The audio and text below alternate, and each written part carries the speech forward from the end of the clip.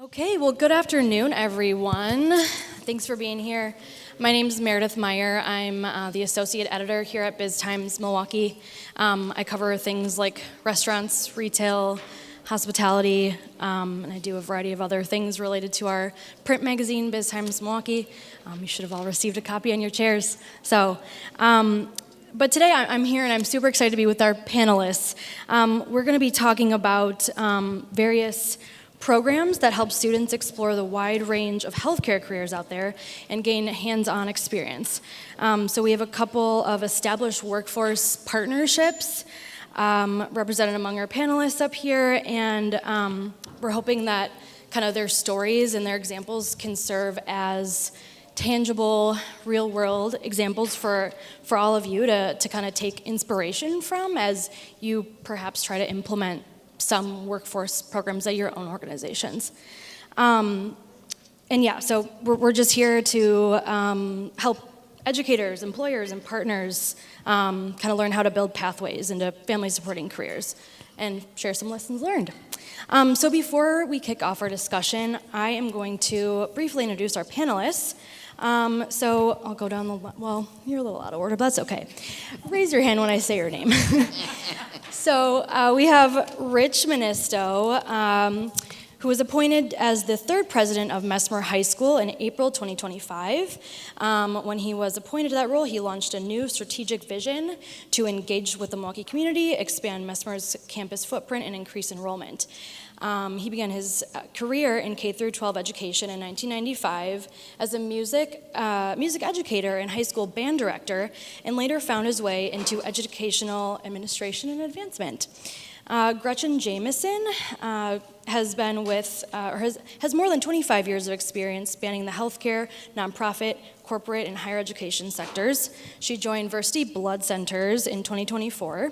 Previously, Gretchen served as Chief Learning Officer and Vice President for Client Experience at international software as a service firm, RippleWorks, is that correct? Awesome, where she helped develop the RPX-5 human performance methodology. That sounds really cool, whatever it is. Everette Fernandes joined Cristo in 2022 after 30 years in the corporate world, including key leadership roles at Advocate Aurora Health and consulting firm Mercer. He now uses his business experience to expand relationships with corporate sponsors of Cristo-Ray's innovative work study program. And then Tami Martin joined Froedtert Health as Director of Workforce Development in 2023 after gaining broad experience managing people, programs, and projects across the financial, retail, real estate, and healthcare sectors. She's also served since 2022 as an adjunct professor in human resource management at the University of Wisconsin-Milwaukee. And then last but not least, we have Ann Zank right next to me.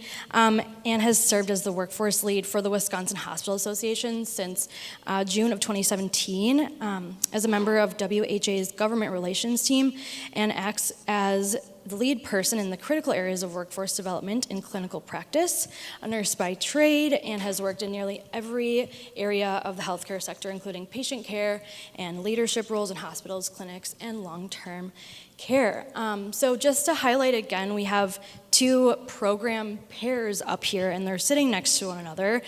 So we have the Messmer Versiti partnership, and then the partnership between Cristo-Ray and Froedtert. And I will have you pairs introduce your programs in a moment here. But first, Anne, I'd like to start with you because I think that you will be able to provide some context about why we're here in the first place talking about this topic. The topic of building workforce pipelines between schools and the healthcare industry. As the Wisconsin Hospital Association, you represent every hospital and health system in the state, is that right? Yeah, so, you have your own workforce programs, and I know you guys also collect a lot of data, and you produce data-driven insights about the healthcare workforce in the state. So can you kind of help set the stage here, just by sharing maybe some recent findings or definitely around the demographic and workforce challenges that the industry faces currently? Yep, you bet. Great timing. We actually released on Tuesday our 2026 Wisconsin Healthcare Workforce Report. This is our 22nd annual report. And for about the last decade, we've really been talking about preparing for the workforce crisis that we're in the middle of right now, the silver tsunami. Has anyone heard about the silver tsunami? That's the aging of baby boomers like me.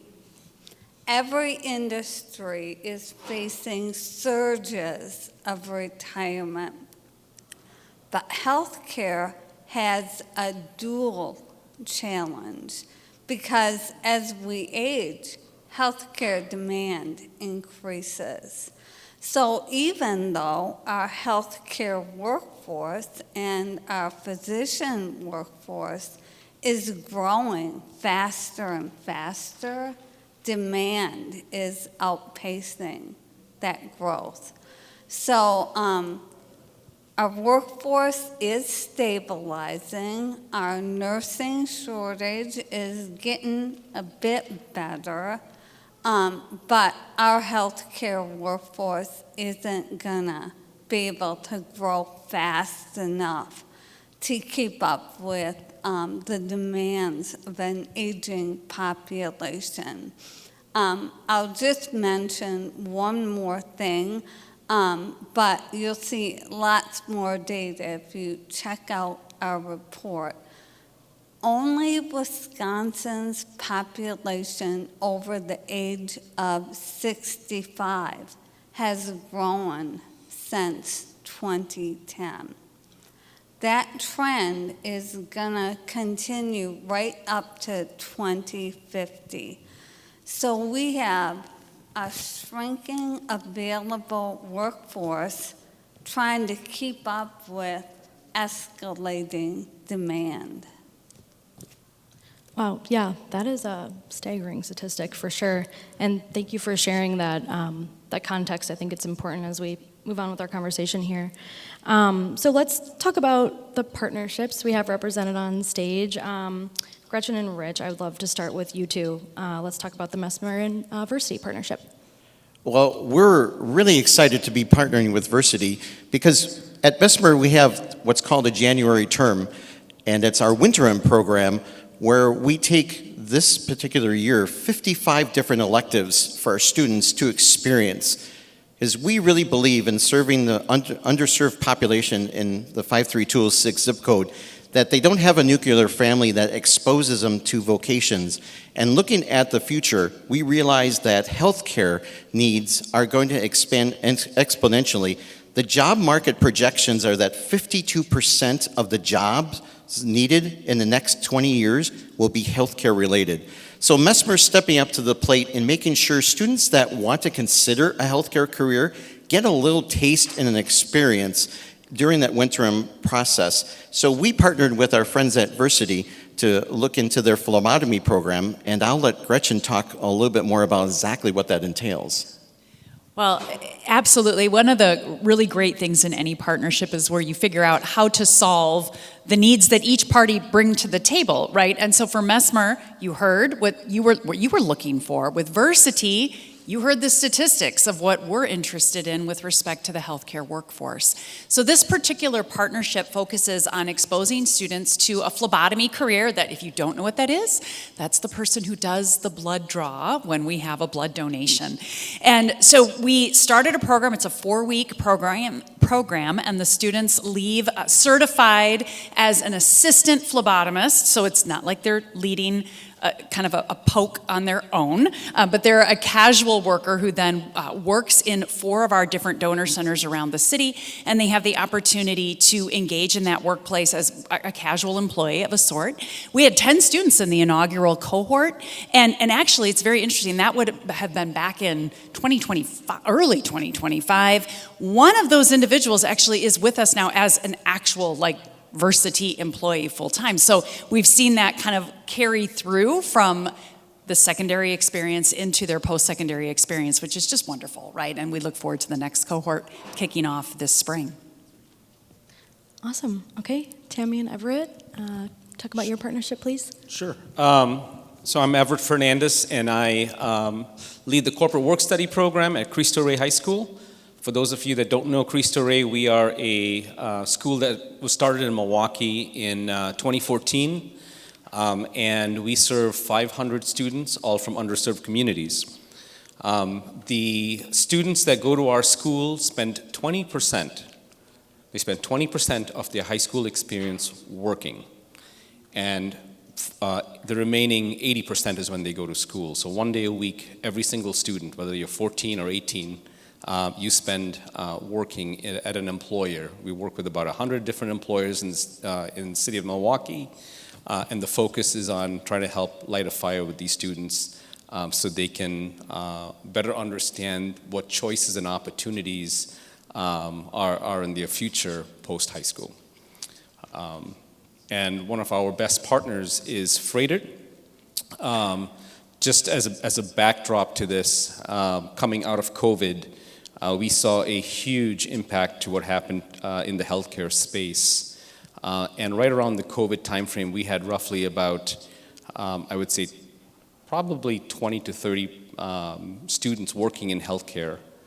Today we have 140 students.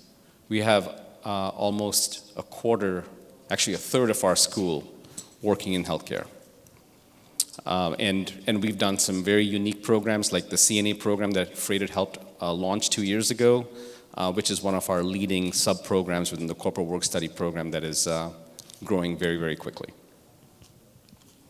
So currently we have 44 Cristo Rey students at Froedtert.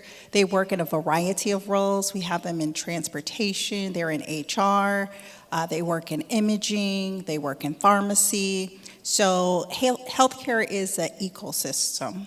And so it's a great opportunity for individuals and students to be able to see, right, all the parts of healthcare and how we all work together for our patient experience and for a healthier community. And so, you know, when you think about healthcare, I think it's a great model because we have, you know, finance, we have HR, we have hospitality, right? We have food and nutrition. So I think that we're a great model to look at how we're actually creating these various pathways. And Cristo Rey is one of our best partners, but not our only partner. We work with a variety of schools as well. Thank you so much. And I know that the Wisconsin Hospital Association had a campaign to kind of promote the plethora of options students can go, you know, can take and pursue in healthcare. And I know that's kind of one of the workforce efforts that WHA has. So can you talk a little bit more about that? Sure. So, 40-something years ago, when I graduated from Viterbo as an RN, if you would have told me that someday I'd be a registered lobbyist, I'd fall off my chair, right? But that's nursing. That's a hospital and healthcare career. You can have so many options. And a couple of years ago, our partnership with HOSA, which is Future Health Professionals Student Organization, our work with AHAC, and our hospital board actually said we need to start capturing student interest earlier. So with their help and to aid our school systems in career pathway development and career planning for students, we built a social media campaign called So Many Options. You can Google it on your phone. You'll get driven to our career exploration website. And that website shows real people working in our state hospitals and health systems. It's not just doctors and nurses. It's facilities, it's business, it's accounting. There's all sorts of options. And that campaign also has helped grow partnerships with school systems and hospitals and health systems across the state. And that's so important because we want students to choose a career that works for them. And also to know that what they choose now doesn't cement them into working in that the rest of their lives, right? Unlike boomers, our younger generations really do want options and the opportunity to go lots of different places. Perfect, thank you. So then what is key to this, I guess, early exposure to healthcare careers? You're working with high school students, and anyone can kind of respond here, but what's important to keep in mind when doing this work in practice and introducing students to the full range of healthcare careers early on? I'll kick off here on the end and then just hear from our partners. But I think one thing that, in our partnerships, we've all got fairly developed partnerships, right? Like it's this immersion into a career exploration, and there's even, kind of an internship component feel to it. But it can be much simpler than that. And we're actually working on a project with another high school partner here in the area where we're just getting started by just exposing young people who have an interest. In our case, it's in research, to come to our Versiti Blood Research Institute and just have an opportunity to be in the labs and to interact with those, frankly, world-renowned researchers and just kind of meet and greet and be curious about that. So it's very, very foundational, right? And then there can be these more matured programs like this, but I think the encouragement would be, it can be entry is just the curiosity around what's possible in these roles, I think. Yeah, I would say it's a continuum because at Froedtert Data Care, we have the career awareness because, students have to become aware of what's available. And then there's the exploration piece. And part of that awareness and exploration it's career fairs, right? And we can't do career fairs without our partners. And so we partner with other nonprofit organizations, and then we partner with the schools so they can bring the kids to. And then we bring our team members so that they can have hands-on exhibits as well. And then the next step would be job readiness, right? And understanding what are the skills and competencies. Again, the schools are helping them build those skills, like the launch program, like Cristo, Boys and Girls Club. There's so many. AIM, who was up here earlier. And then ultimately to give them those opportunities for internships, but it's not only just about internships. At Froedtert, we currently have employed in our South region 155 students under the age of 18. So we actually have them in jobs as well. I would also say that this concept of a student is thinking about maybe going into phlebotomy, but we encourage them, and we appreciate the partnership with Versiti, that they were exposed to research. They're exposed to different aspects of the profession because we don't know where kids are going to land. And that's one of the reasons that we're offering these opportunities, is because when they leave us at the high school level and they say, well, I thought I was going to be a nurse, and then I drop out, and then they'll go back and do anything else. And that's not what helps our city, our region, our employers. So we're really trying to give them these different options in healthcare. But maybe I thought I was going to go in and draw people's blood, but now I get to learn about researching, and that's more exciting to me, and I found a new pathway. So we're seeing that in all of our partner programs across the spectrum, but it's particularly in healthcare that it's not just the doctor or nurse anymore. There's so many, as you mentioned, these ecosystems that are existing, and we want our students to experience that, and we appreciate that in our partners with Versiti and the other healthcare partners. I talk about lighting a fire with students. Students as much as you can talk at them or talk with them, they're talking amongst themselves, right? And I do think that in so many high schools, the stars are sometimes the stars on the basketball team, or the stars on the football team, or the academic stars. We've got worker stars. We have students that come to our school and go to school in their scrubs, right?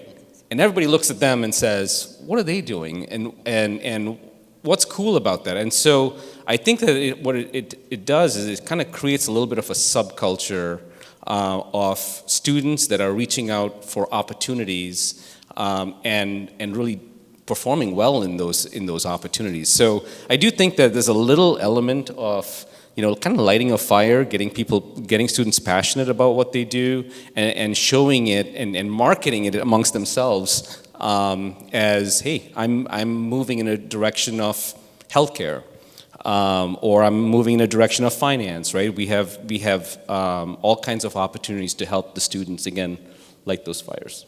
Building on that thought, we've talked a lot about the benefit to the school and the students in that center, but there's also a benefit to to Versiti, to Froedtert Theta Care, because we find those stars too then, right? And we begin to get to know them at a very early age and stage and get to have some formational kind of input into their career and their vocation. And so there's a definite win for us as well, as your stars come into our workplaces. Great. So for these partnerships to be successful, it seems like there's a certain amount of accommodating in a positive way from the employer's standpoint. So maybe Tami and Gretchen, can you kind of talk about the realities of meeting students in schools where they're at, and they have different unique needs, and there's different curricular designs. So how do you kind of fit within that mold and work together? Yeah, so at Froedtert, we have, I think the word is agility and flexibility, right? Because in working with Cristo, for example, our program has continued to evolve and develop over the years. And I think one of the things that's really important that we talked about is the importance of effective communication and setting expectations, because there's so many different touch points, right? We have Froedtert team members that are on the Cristo board, for example. We have a liaison that works with the work-study program. And then you think about, you have the students, and then you also have nurse leaders, and then you have the preceptors. So it's very, very layered, and it's really important to make sure that we're all on the same page. Everybody's receiving the communication. That communication is cascaded. And part of one of the things, for example, that we've done is to set those specific expectations and competencies around like so many things. I mean, using the CNAs, for example, would be an area where we've really continued with continuous improvement with our communication, with competencies, with learning, and it just, we continue to look at it on an ongoing basis.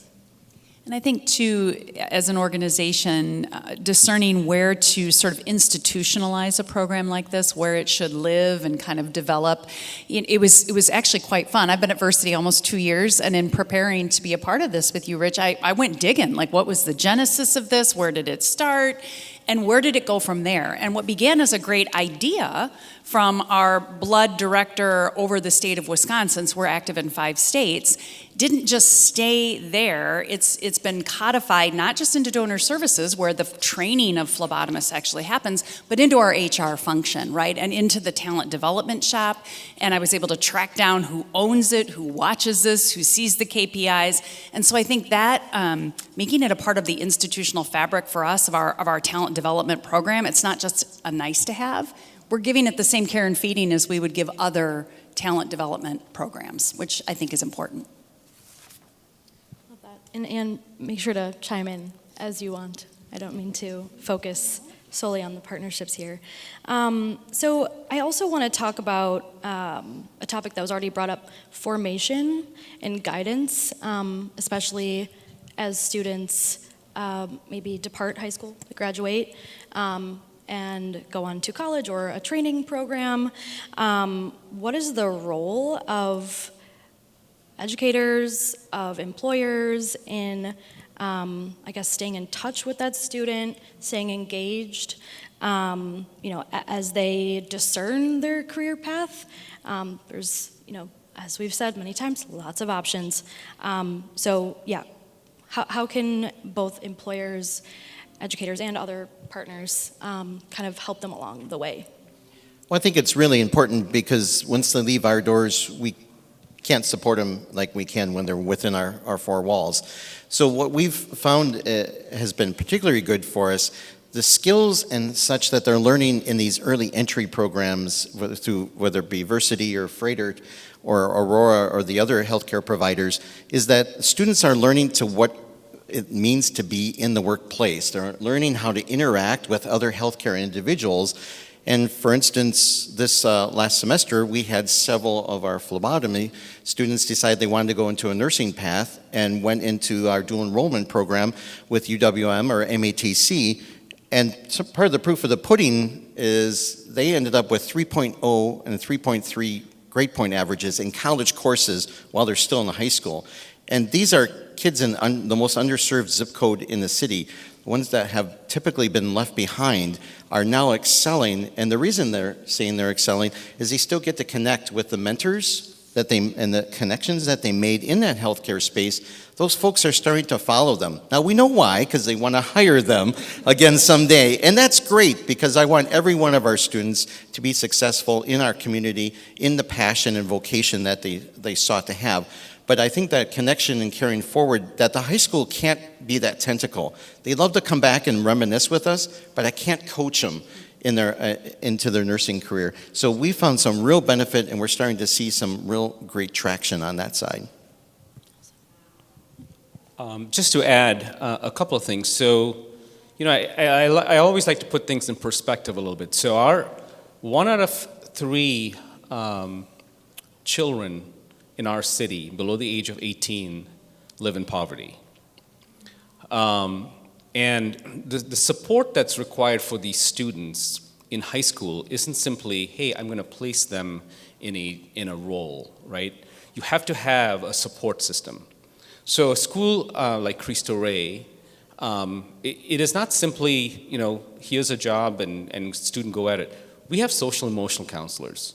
Right? We, for all 500 of our students, we sit down with them every year, multiple times, and understand what is going on in the home, right? Because if that is not on good ground, they don't bring their best self to work, right? So social emotional counselors are big during the corporate work study program. I think the second thing we think about is getting family support to make sure that the student is supported in a program like ours. A simple example would be I have a student who is falling asleep at work. And when I first started, I was like, that's a simple fix. I'm going to have a conversation with the student and it'll be all right. Well, when you get behind the story and you find out that the student is spending 5 hours a day working in the family restaurant 7 days a week, there isn't even time for our students to be as productive as they possibly can, let alone do their homework, right? So there has to be a really strong support system. So when we talk about even our students that graduate from high school, there is so much pressure for our students today to not pursue higher education, to start contributing to the family household, right? So for those conversations, we have a dedicated college success team. It's not just about getting the FAFSA paperwork done, which we do with every single student, and we ensure that every single one of our students gets into a college or 2 or 3 and have and guide them with those decisions. But we have also created a scholarship program for students in college to come back to our school, to report their grades, to report how they're doing, and to let us know about any impediments that they have to not graduating. And if that happens, We call the employer community, we call our donors, when we get involved with those students' lives, and we do whatever we can do to get that student past college. So our commitment to our students is 4 years in high school and 6 years in college. And that's part of, when Froedtert supports this program, it's not just supporting the student work. It is supporting all of these support systems that kind of go into making a program like this work for the students that we serve. I want to add to that too, and where I want to add is that, again, thinking of it's up to us as a community to create the biosphere, right? To create this continuum and this network. So, for example, All in Milwaukee was up here earlier. So students can go from Cristo to a program like All in Milwaukee or the Grads Plus program, Boys and Girls Club. And again, how can we as a community and as much as we can stay in touch and in contact with those students as they're going through, and then after they finish college, right? And continue to be a part of our talent community, if you will. So I think it has to be intentional. I think there's gaps, definitely, that we can continue to think about ways. And I just have to shout out, too, that here in southeastern Wisconsin, all of our healthcare systems really work well and very closely together. We have partnerships, intentional partnerships, and also we need to continue that work and elevate that and take it to the next level. Yep, I love that you pointed that out. There's so many options for healthcare careers, but there's also so many options for how to get there. And so we focus a lot with our state government to keep healthcare pathways accessible, right? You can become a surge tech by going to technical college. You can become a surge tech by going through Froedtert's in-hospital training program.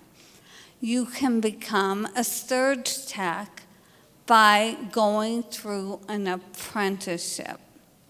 And so we want to make sure that students and parents understand there's so many earn while you learn opportunities.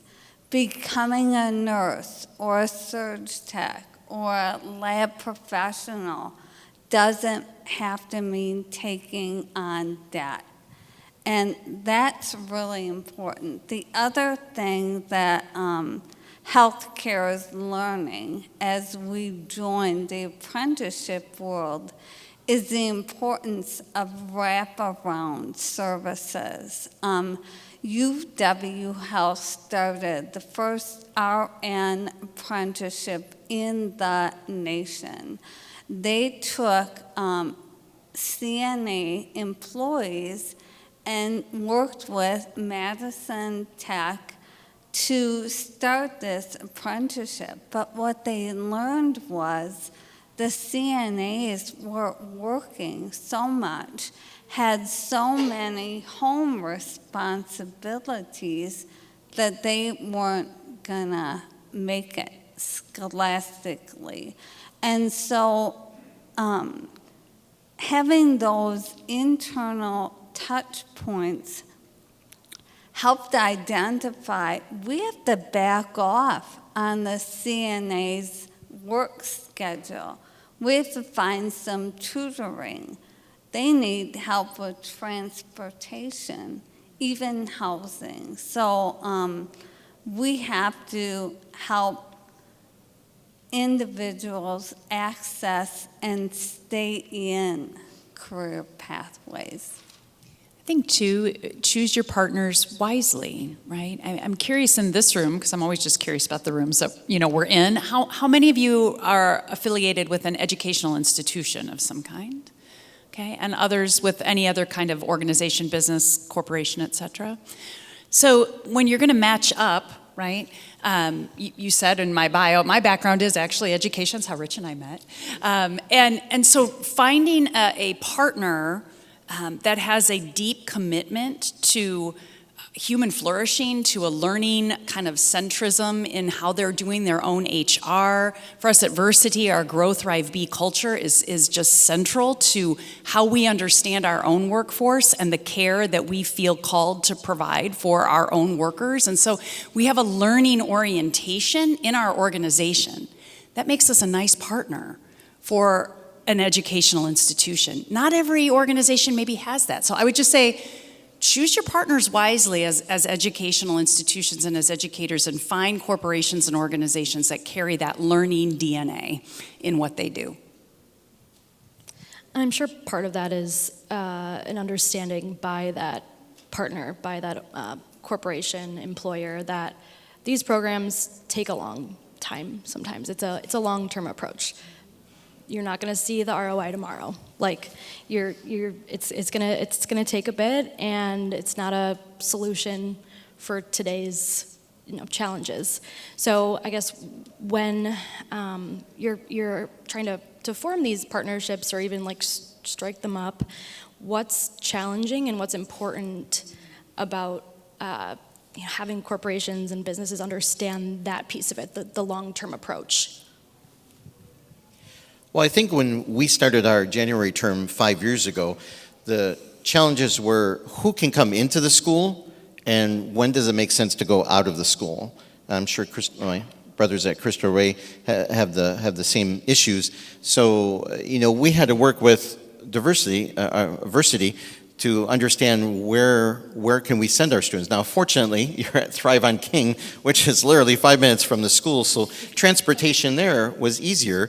But, we had a CNA cohort at Aurora, and that's further away. So how do we work together on solving that particular transportation problem? And then also, where does it fit? So we were fortunate enough to have this January and create this 4-week program. But now we've learned, and we're going next to what's called a summer term program. So some programming that we want to do with our healthcare partners, you can't fit into 4 weeks. So I think that flexibility and being innovative and seeing where the give and take is. So very often, being a lifelong educator, we get this 8-period or 4-period block, and we say it's got to fit within that. So I would challenge my fellow colleagues in education, think a little differently. What are different ways? Kids are still learning when they're in these programs. They're not learning what's on the ACT, and they're not learning what's on the state standard, but maybe they are in just a different way. If you were in the session with Bob Hall, hearing about the project-based, this is definitely project-based and takes all the skills that we've been teaching them, reading, math, writing, arithmetic, and putting them to use. You talked about communication, how important it is. We're teaching that skill, but where do the kids start to get to use it? And now they get to use it in maybe their future vocation.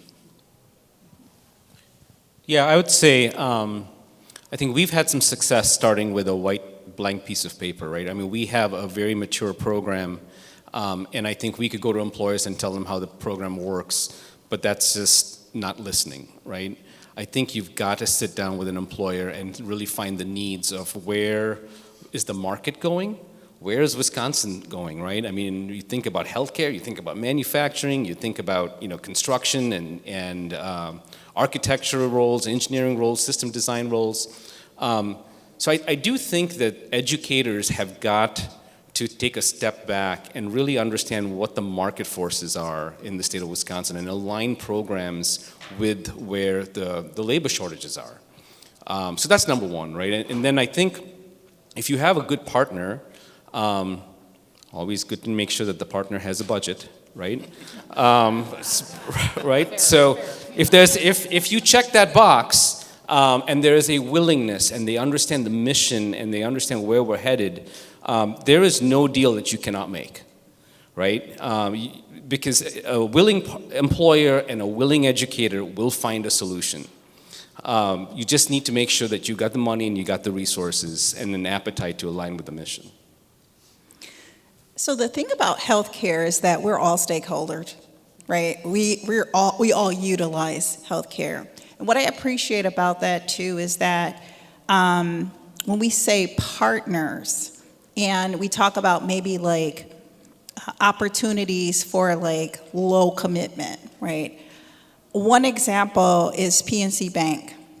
So they partnered with us to be able to hire CNAs, in particular from under-resourced neighborhoods, right?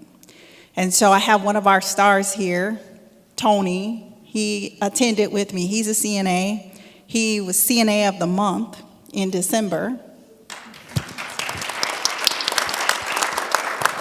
And so that's just an example of, like, there's different levels, right, of how organizations can commit. So maybe, you know, you do have a very small donation, or maybe you can, like Froedtert has set up scholarships with UW Milwaukee, with MATC, with Marquette. Maybe that's an opportunity. So just start simple, make it simple. And then you can start to, maybe your team members at your organization can volunteer. You know, just reading to kids, for example, would be just a really low level. Maybe it's a board assignment. Maybe it's being on an advisory committee. So I think we like start at the ground level, and then we ask. We ask how, what are your needs? How can we support you? And I think that's how we continue to grow this. Wonderful, thank you. Are there any questions from the audience quickly before we wrap up? We're almost out of time, but I wanted to, yes. Yeah, hi, Dan Jenkins from Milwaukee Rotary, and actually recently retired from Froedtert. Just wondering, Tami, what your bandwidth is concerning other high school relationships.